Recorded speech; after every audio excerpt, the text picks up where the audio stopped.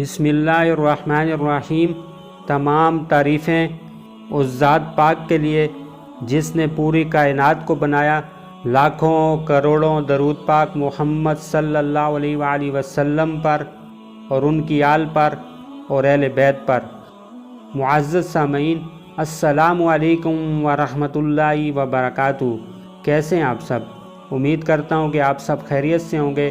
Islamic voice of Faisal پر نئے آنے والے تمام معزز سامعین کو خوش آمدید۔ معزز سامعین، اعتکاف کی فضیلت۔ رمضان المبارک کے آخر عشرہ کا اعتکاف کرنا رسول اللہ صلی اللہ علیہ وآلہ وسلم کی مستقل سنت ہے، اور اس کی فضیلت اس سے زیادہ کیا ہوگی۔ نبی کریم صلی اللہ علیہ وآلہ وسلم ہمیشہ اس کا اہتمام فرماتے تھے۔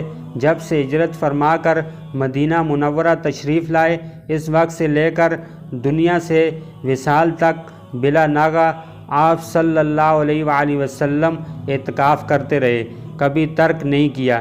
اعتکاف کا مقصد اللہ تعالیٰ کے گھر میں قیام کر کے قرب الہی کا حصول ہے، دنیا سے منہ موڑنا اور رحمت خداوندی کی طرف متوجہ ہونا اور مغفرت باری تعالیٰ کی عرض کرنا ہے۔ اور معتکف کی مثال ایسے بیان فرمائی گئی ہے، گویا کوئی شخص کسی کے در پر آ کر پڑ جائے کہ جب تک مقصود حاصل نہ ہوگا اس وقت تک نہیں لوٹوں گا۔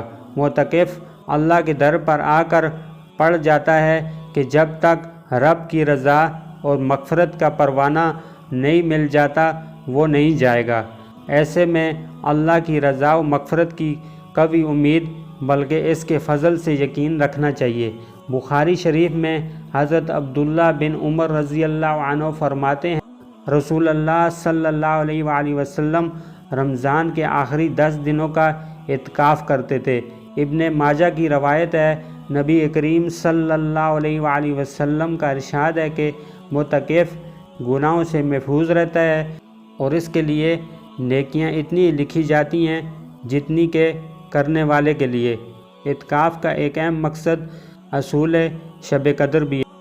اللہ تعالیٰ سے دعا ہے کہ اللہ تعالیٰ ہم سب کو نبی کریم صلی اللہ علیہ وآلہ وسلم کی جتنی بھی سنتیں ہیں ان سب کو زندہ رکھنے کی توفیق عطا فرمائے، اور رمضان المبارک کے آخری عشرے کے 10 دن اعتکاف میں گزارنے کی توفیق عطا فرمائے۔